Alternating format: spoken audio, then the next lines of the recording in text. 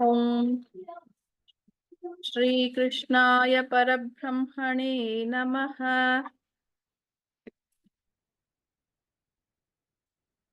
ओम नमो भगवते वासुदेवाय। अथ श्रीमन्नारायणीयं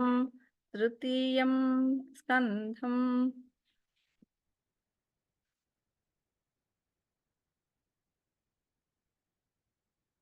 अथ अष्टमं दशकं प्रलयवर्णनं जगत्सृष्टिप्रकारवर्णनं च। एवं तावत् प्राकृतप्रक्षयान्ते ब्राह्मे कल्पे यादिमे लब्धजन्म ब्रह्मा भूयस्त्वत्त एवाप्यवेदान् सृष्टिं चक्रे पूर्वकल्पोपमानाम् सोऽयं चतुर्युगसहस्रमितान्यहानि तावन्मिताश्चरजनिर्बहुशो निनाय निद्रात्यसौ त्वयि निलीय समं स्वसृष्टैः नैमित्तिकप्रलयमाहुरतोऽस्य रात्रिम् अस्मादृशां पुनरहर्मुखकृत्य तुल्यां सृष्टिं करोत्यनुदिनं स भवत्प्रसादात् प्राग्ब्राह्मकल्पजनुषां च परायुषां तु सुप्तप्रबोधनसमास्ति तदापि सृष्टिः पञ्चाशदब्दमधुना स्ववयोर्धरूपम् एकं परार्थमतिवृत्य हि वर्ततेऽसौ तत्रान्त्यरात्रिजनितान् कथयामि भूमन् पश्चादिनावतरणे च भवद्विलासान् दिनावसानेऽथ सरोजयोनिः सुषुप्तिकामस्त्वयि सन्निलिल्ये जगत्तिच्छत्वज्जठरं समीयुः तदेदमेकार्णवमास विश्वं तवैव वेशे फणिराजिशेषे जलैकशेषे भुवने स्म शेषे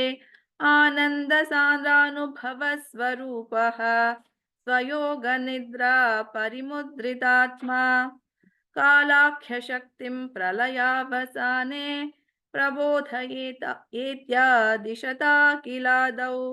त्वया प्रसुप्तं परिसुप्तशक्तिव्रजेन तत्र किल जीवधाम्ना चतुर्युगाणां च सहस्रमेवं त्वयि प्रसुप्ते पुनरद्वितीये कालाख्यशक्तिः प्रथमः प्रबुद्धा प्राबोधयत्वां किल विश्वनाथ विबुध्य च त्वं जलगर्भशायिन्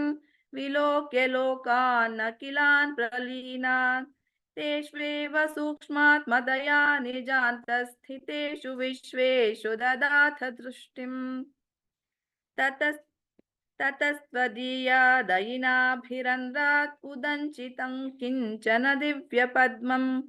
निलीननिःशेषपदार्थमाला संक्षेपरूपं मुकुलायमानम् तदेतदम्भोरुहकुड्मलन्ते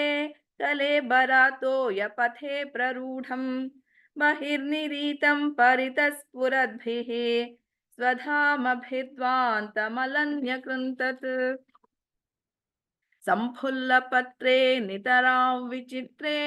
तस्मिन् भवद्वीर्यधृते सरोजे सपद्मजन्मा विधिराविरासीत् स्वयं प्रबुद्धाखिलवेदराशिः अस्मिन् परात्मन्ननुपाद्मकल्पे त्वमित्थमुत्थापितपद्मयोनिः अनन्तभूमा मम रोगराशिं निरुन्धि वातालयवास विष्णो इति श्रीमन्नारायणीये प्रलयवर्णनं जगत्सृष्टिप्रकारवर्णनं चेति अष्टमं दशकं समाप्तं। नारायणाखिलगुरो भगवन्नमस्ते। नारायणाखिलगुरो भगवन्नमस्ते। हत श्रीमन्नारायणीयं नवमं दशकं जगत्सृष्टिवर्णनम् स्थितः स कमलोद्भवस्तव हि नाभिपङ्केरुहे कुतस्विदिदमम्बुधा उदितमित्यनालोकयन् तदीक्षण कुतूहलात् प्रतिदिशौ विवृत्ताननः चतुर्वदनतामगाद्विकसदष्टदृष्ट्यं भुजाम्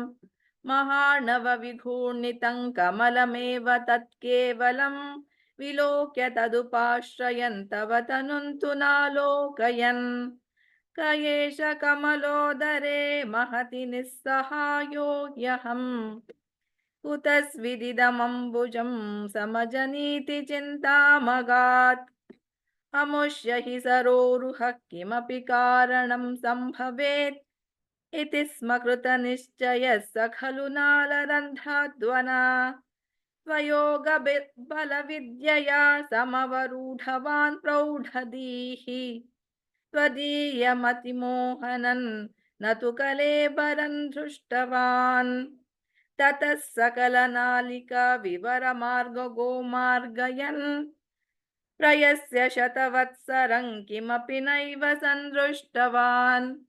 निवृत्य कमलोदरे सुखनिषण्ण एकाग्रदीः समाधिबलमादधे भवदनुग्रहैकाग्रही शतेन परिवत्सरैर्दृढसमाधिबन्धोलसत्प्रबोधविशदीकृतः स खलु पद्मिनी सम्भवः अदृष्टचरमद्भुतं तव हि रूपमन्तर्दृशा व्यचष्टपरितुष्टधीर्भुजगभोगभागाश्रयम् किरीटमकुटोल्लसत्कटकहारकेयूरयुं मणिस्फुरितमेखलं सुपरिवीतपीताम्बरम् कलाय कुसुमप्रभं गलतलोलसत्कौस्तुभं वपुस्तदयि भावये कमलजन्मने दर्शितम् श्रुतिप्रकरदर्शितप्रचुरवैभव श्रीपते हरे जय जय विभो प्रभो पदमुपैषि दिष्ट्यादृशोः कुरुष्व धियमाशु मे भुवननिर्मितौ कर्मठाम् इति द्रुहिणवर्णितः स्वगुणबंहिमा पाहि माम् लभस्व भुवनत्रयीरचनदक्षतामक्षतां गृहाणमदनुग्रहं कुरु तपश्च भूयो विधे भवत्त्वकिल साधनी मयि च भक्तिरत्युत्कटे युदीर्य गिरमादधा मुदितचेतसौ वेधसम् शतं कृततपास्ततस्व खलु दिव्यसंवत्सरान् अवाप्य च तपोबलं मतिबलं च पूर्वाधिकम् उदीक्ष्य किल कम्पितः वयसि पङ्कजौ वायुना भवद्बलविजृम्भितः पवनपातसी पीतवान् तवैव कृपया पुनः सरसिजेन तेनैव सह प्रकल्प्य भुवनत्रयीं प्रववृते प्रजानिर्मितौ तथाविध कृपाभरो गुरुमरुत्पुराधीश्वर त्वमाशु परिपाहि मां गुरुदयोक्षितैरीक्षितैः इति श्रीमन्नारायणीये जगत्सृष्टिवर्णनं नाम नवमं दशकं समाप्तं नारायण अखिल गुरो भगवन् नमस्ते नारायण अखिल गुरो भगवन् नमस्ते अथ श्रीमन्नारायणीयं दशमं दशकं सृष्टिवैविध्यवर्णनम् वैकुण्ठवर्धितबलोत्थ भवत्प्रसादात् अम्भोजयो निरसृजत् किल जीवदेहान् स्थास्नूनुभूरुहमयाणि तथा तिरश्चां जातिं मनुष्यनिवहानपि देवभेदान्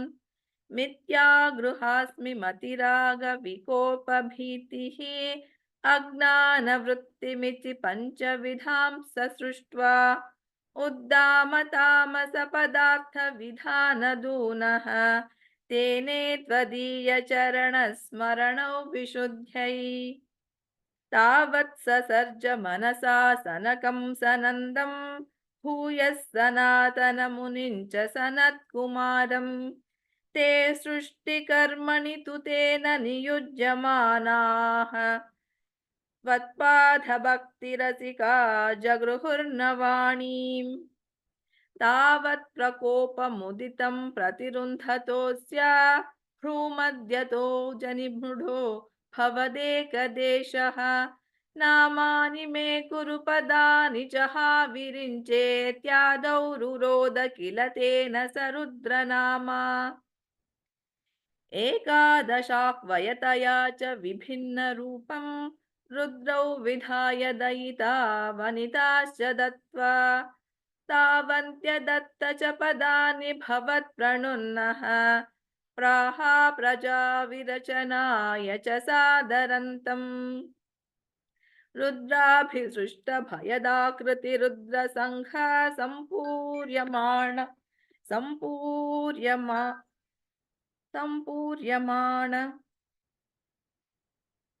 भुवनत्रयभीतचेताः मामा प्रजा सृजतपश्चरमङ्गलाये त्याचष्टतां कमलभूर्भवदीरितात्मा तस्यातसर्गरसिकस्य मरीचिरत्रिः तत्राङ्गिरा क्रतुमुनिः पुलः पुलस्त्यः अङ्गादजायत भृगुश्च वसिष्ठदक्षौ श्रीनारदश्च भगवन् भवदङ्घ्रिदासः धर्मादिकान् विसृजन्नथ कर्दमञ्च वाणीं विधाय विधिरङ्गजसङ्कुलोऽभूत् त्वद्बोधितैः सनकदक्षमुखैस्तनूजैः उद्बोधितश्च विरराम तमो विमुञ्चन् वेदान् पुराणनिवहानपि सर्वविद्याः कुर्वन्निजाननगणाश्चतुराननोऽसौ पुत्रेषु तेषु विनिधाय ससर्गवृद्धिम् अप्राप्नुवंस्तव पदाम्बुजमाश्रितोऽभूत् जानुन्नुपायमतदेव देहमजो विभज्य श्रीपुंसभावमभजन्म नु तद्वधूभ्याम् ताभ्यां च मानुषकुलानि विवर्धयंस्त्वं गोविन्दमारुतपुरेश निरुन्धिरोगान् इति श्रीमन्नारायणीये सृष्टिवैविध्यवर्णनं नाम दशमं दशकं समाप्तम् नारायणाखिलगुरो भगवन्नमस्ते नारायणाखिलगुरो भगवन्नमस्ते अथ श्रीमन्नारायणीयम् एकादशं दशकं सनकादीनां वैकुण्ठप्रवेशवर्णनं जय विजयशापवर्णनं हिरण्यकशिपु हिरण्याक्षोत्पत्तिवर्णनम् क्रमेण सर्गे परिवर्धमाने कदापि दिव्या सनकादयस्ते भवद्विलोकाय विकुण्ठलोकं प्रपेदिरे मारुतमन्दिरेश मनोज्ञनैश्रेयसकाननाद्यैः अनेकवापी मणिमन्दिरैश्च अनुपमन्तं भवतो निकेतम् मुनीश्वराः प्रापुरतीतकक्ष्याः भवद्धिदृक्षून् भुवनविविक्षून् द्वास्तौ जयस्तान् विजयोऽप्यरुन्धाम् तेषां च चित्ते पदमापकोपः सर्वं भवत्प्रेरणयैव भूमन् वैकुण्ठलोकानुचितप्रचेष्टौ कष्टौ युवान् दैत्यगतिं भजेतम् इति प्रक्षुब्धौ भवदाश्रयौ तौ हरिस्मृतिर्नोस्त्विति नेमतुस्तान् तदेतदाज्ञाय भवानवाप्तः सहैव लक्ष्म्या बहिरम्बुजाक्ष खगेश्वरां सार्पितचारुबाहुः आनन्दयंस्तान्नभिराममूर्त्या प्रसाद्य गिर्भिस्तुवतो मुनीन्द्रान् अनन्यनाथावथ पार्षदौ तौ संरम्भयोगेन भवत्स्त्रिभिर्माम् उपेतमित्यातः कृपन्यगादीः त्वदीयभृत्या वत कश्यपात्तौ सुरारिवीरा उदितौ दितौ द्वौ सन्ध्या समुत्पादनकष्टचेष्टौ यमौ च लोकस्य यमाविवान्यौ हिरण्यपूरः कपिलः कशिपुः किलैकः पुरो हिरण्याक्ष इति प्रतीतः उभौ भवन्नाथमशेषलोकम् वृषान्यरुन्धान् निजवासनान्धौ तयोर्हिरण्याक्ष महासुरेन्द्रः रणायुधावन्नवाप्तवैरी भवत्प्रयां क्ष्मां सलिले निमज्य चचार गर्वाद् विनिदन् गदावान् ततो जलेशात् सदृशं भवन्तं निशम्य बभ्रामगवेशयं स्वां भक्तैकदृश्य सकृपानिधे त्वं निरुन्दिरोगान् मरुदालयेश इति श्रीमन्नारायणीये सनकादीनां वैकुण्ठप्रवेशवर्णनं जय विजयशापवर्णनं हिरण्यकशिपु हिरण्याक्षोत्पत्तिवर्णनं चेति एकादशं दशकं समाप्तं नारायण अखिलगुरो भगवन्नमस्ते नारायण अखिलगुरो भगवन्नमस्ते अथ श्रीमन्नारायणीयं द्वादशं दशकं वराहावतार वर्णनं भूम्युद्धरणवर्णनं च स्वायंभुवो मनुरथो जनसर्गशीलः दृष्ट्वा महीमसमये सलिले निमग्नाम् स्रष्टारमापशरणं भवदङ्घ्रिसेवा तुष्टाशयं मुनिजनैः सह सत्यलोके कष्टं प्रजा सृजति मय्यवनिर्निमग्न स्थानं सरोजभवकल्पय तत्प्रजानाम् इत्येवमेष कथितो मनुना स्वयंभूः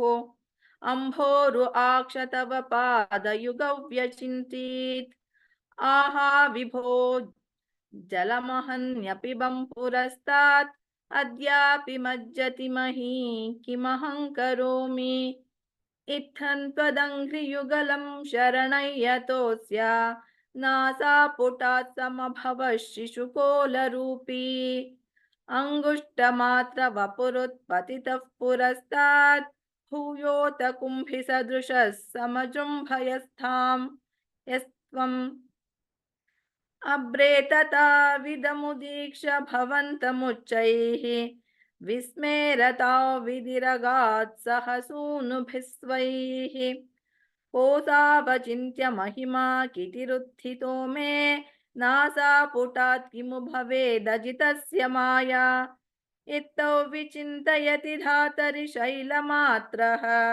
सद्यो भवन् किल जगर्जितघोरघोरम् तन्ते निनादमुपकर्ण्य जनस्तपस्थाः सत्यस्थिताश्च मुनयो नुनुवुर्भवन्तम् तत्स्तोत्रहर्षुलमनाः परिणद्य भूयः तोयाश्रयौ विमलमूर्तिरवातरस्त्वम् उद्भप्रसारि परिधूम्रविधूतरोमः रोमा प्रोक्षिप्तवालधिरवाङ्मुखघोरघोणः तूर्णप्रदीर्णजलदः परिघूर्णदक्ष्णा स्तोतॄन्मुनीन् शिशिरयन्नवतेरितत्वम् अन्तर्जलं तदनुसङ्कुलनक्रचक्रं भ्राम्यत्तिमिङ्गिलकुलं कलुषोर्मिमालम्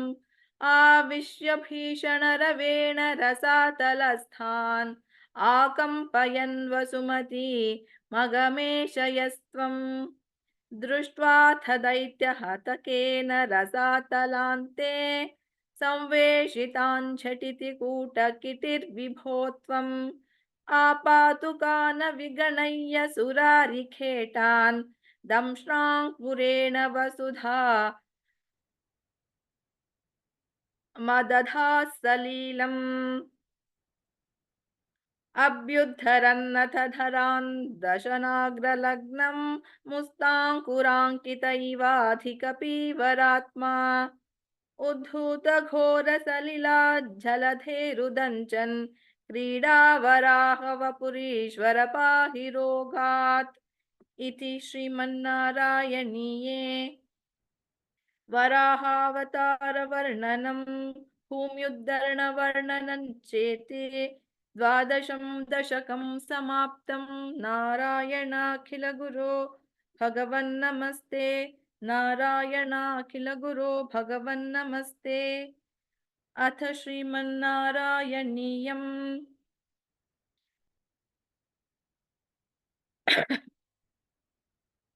त्रयोदशं दशकम् हिरण्याक्षवधवर्णनम् हिरण्याक्षं तावद् वरद भवदन्वेषणपरम् चरन्तं सावर्ते पयसि निजसङ्घा परिमिते भवद्भक्तो गत्वा कपटपटुधीर्नारदमुनिः शनैरुचे नन्दन् धनुजमपि निन्दं स्तव बलम् समायावि विष्णोर्हरति भवदीया वसुमती प्रभो कष्टं कष्टं किमिदमिति तेनाभिगदितः नदन् क्वासौ क्वासा विति स मुनिना दर्शितपथः भवन्तं सम्प्रापद्धरणिधरमद्यन्तमुदकात् अहो आरण्योऽयं मृग इति हसन्तं बहुतरैः दुरुक्षैर्विद्यन्तं दितिसुतमवज्ञाय भगवन् महीं दृष्ट्वा दंष्ट्रा शिरसि चकितां स्वेन महसा पयोधावादाय प्रसभमुदयुङ्क्ता मृदविधौ गदापाणौ दैत्ये त्वमपि गृहीतोन्नतगदः नियुद्धेन क्रीडन् घटघटरवोद्घुष्टवियता रणालोकौत्सुक्यान् मिलति सुरसङ्घे द्रुतममुम् निरुन्ध्या सन्ध्यातः प्रथममिति धात्रा जगदिशे गदोन्मर्दे तस्मिंस्तव खलु गदायान्दिति भुवः गदाघाताद् भूमौ झटिति पतिता यामहः भोः मृदुस्मेरास्यस्त्वं धनुजकुलनिर्मूलनचनं महाचक्रं स्मृत्वा करभुवि दधानोरुरुचिषे ततः शूलङ्कालप्रतिमऋषि दैत्ये विसृजति त्वयि छिन्दत्येन करकलितचक्रप्रहरणात् समारुष्टो मुष्ट्या स खलु वितुदं त्वां समतनोत् गलन्माये मायास्त्वयि किल जगन्मोहनकरी भवच्चक्रज्योतिष्कणलवनिपातेन विधुते ततो मायाचक्रे विततघनरोषान्धमुत्मनसम् गरिष्ठाभिर्मुष्टिप्रहृतिभिरभिघ्नन्तमसुरं स्वपादाङ्गुष्ठेन श्रवणपदमूले निरवधिः महाकायस्कायः सोऽयन् तव चरणपातप्रमथितः गलद्रक्तो वक्त्रा दपददृशिभिश्लाघितहतिः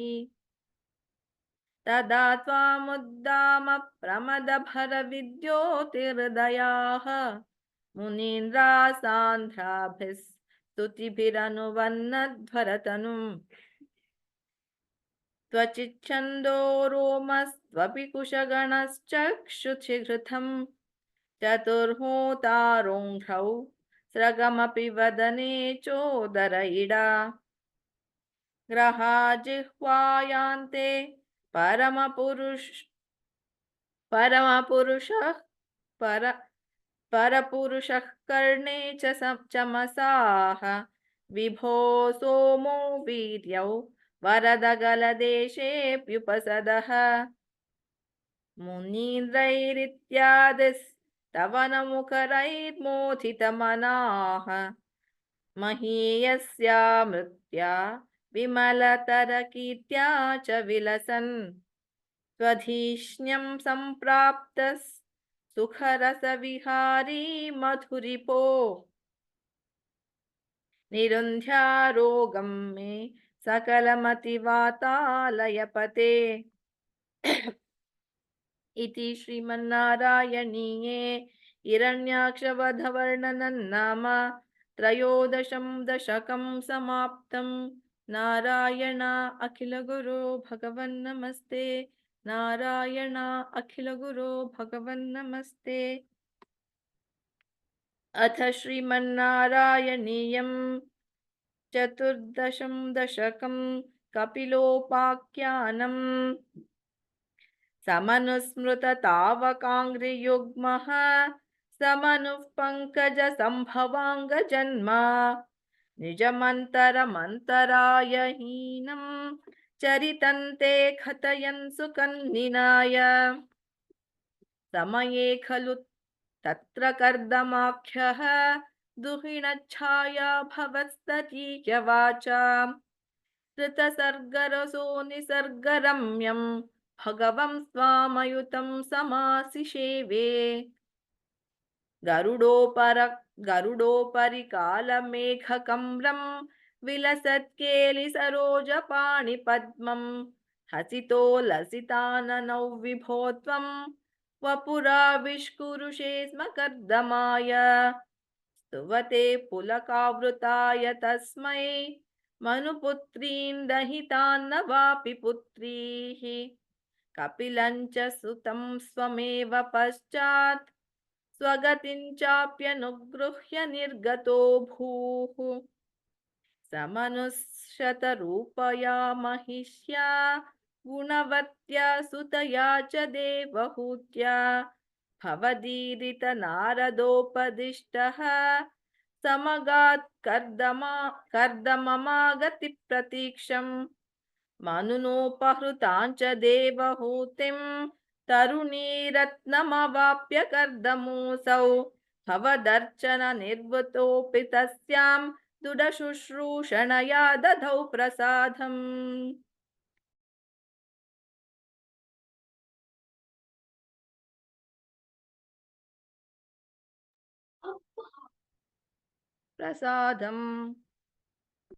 स पुनस्त्वदुपासनप्रभावात् दहिता कामकृते कृते विमाने वनिताकुलसङ्कुलो नवात्मा व्यहरद्देव पथेषु देवहूत्या शतवर्षमथ व्यतीत्य सोऽयं नवकन्या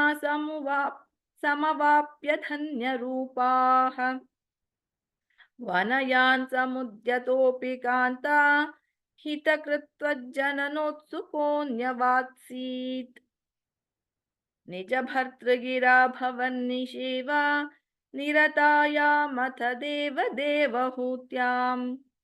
कपिलस्त्वमजायथा जनानां प्रथयिष्यन् परमात्मतत्त्वविद्याम् वनमेयुषि कर्दमे प्रसन्ने मत सर्वस्वमुपादिशन् जनन्यै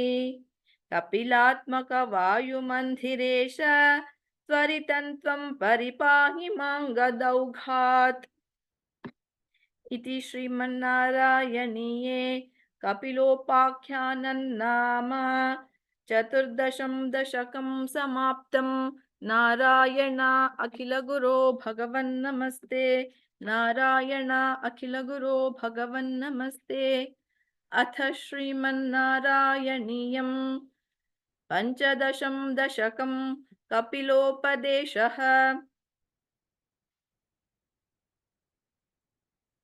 मतिरिह गुणसक्ता बन्धकृत्तेष्वसक्ता त्वमृतकृदुपरुन्धे भक्तियोगस्तु सक्तिं महदनुगमलभ्या भक्तिरेवात्र साध्या कपिलतनुरिति त्वं देवहूत्यै प्रकृतिमहदहङ्काराश्च मात्राश्च भूतान् न्यपि हृदपि दशाक्षी पूरुषः पञ्चविंशः इति विदितविभागो मुच्यते सौ प्रकृत्या कपिलतनुरिति त्वं देवहूत्यै न्यगादीः। प्रकृतिगतगुणौघैर्नाज्यते पूरुषोऽयं यदि तु सजति तस्यान् तद्गुणास्त्वं भजेरन् मदनुभजन तत्त्वालोचनैः साप्यपेयात् कपिलतनुरिति त्वं देवहूत्यै न्यगादीः। विमलमतिरुपात्यैरासनाद्यैर्मदङ्गम् गरुडसमधिरूढौ दिव्यभूषायुधाङ्कम् रुचितुलिततमालं शीलयेतानुवेलं कपिलतनुरिति त्वं देवहूत्यै न्यगादीः। मम गुणगणलीलाकर्णनैकीर्तनाद्यैः महिषुरसरिदोघ प्रख्यचित्तानुवृत्तिः भवति परमभक्तिः सा हि मृत्योर्विजेत्री कपिलतनुरिति त्वं देवहूत्यै न्यगादीः। अहह बहुलहिंसा सञ्चितार्थैकुटुम्बं प्रतिदिनमनुपुष्णन् स्त्रीजितो बाललाली विशति हि गृहसक्तो यातनां मय्यभक्तः कपिलतनुरिति त्वं देवहूत्यै न्यगादीः। युवति झठरकिन्नो जातबोधोप्यकाण्डे प्रसवगलितबोधः पीडयोल्लङ्घ्य बाल्यम् पुनरपि बत मुह्यत्येव तारुण्यकाले कपिलतनुरिति त्वं देवहूत्यै न्यगादीः। पितृसुरगणयाजी धार्मिको यो गृहस्थः स च निपतति काले दक्षिणाद्वोपगामी महि निहितमकामं कर्म तु दक्पथार्थं कपिलतनुरिति त्वं देवहूत्यै न्यगादीः। इति सुविदितवेद्यं देवहे देवहूतिं प्रतुनुतिमनुगृह्य त्वं गतो योगिसङ्घैः विमलमतिरथासौ भक्तियोगेन मुक्ता त्वमपि जनहितार्थौ वर्तसे प्रागुदीच्याम् परम किमु बहुक्त्या त्वत्पादाम्भुज भक्तिं सकलभयविनेत्रीं सर्वकामोपनेत्रीं वदसि खलु दृढं त्वं तद्विधूयामयान्मे कुरु पवनपुरेश त्वय्युपाधत्स्वभक्तिम्। इति श्रीमन्नारायणीये कपिलोपदेशं नाम पञ्चदशं दशकं समाप्तम्। नारायण अखिलगुरो भगवन् नमस्ते। नारायण